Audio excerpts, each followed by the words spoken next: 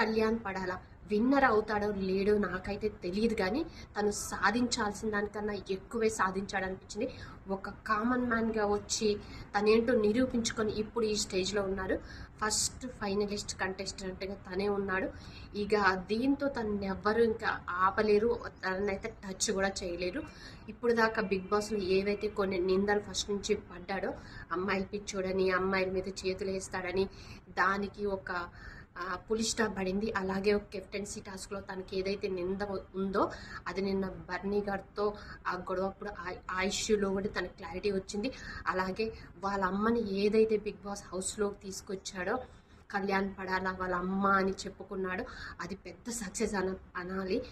అలాగే వాళ్ళ నాన్నగారు కూడా స్టేజ్ మీదకి వచ్చి చెప్పిన మాటలు కానీ ఇవన్నీ కళ్యాణ్కి అసలు కప్పు గెలవకపోయినా కానీ ఇప్పుడు తను అనుకున్న దానికన్నా ఎక్కువ సక్సెస్ సాధించాడు.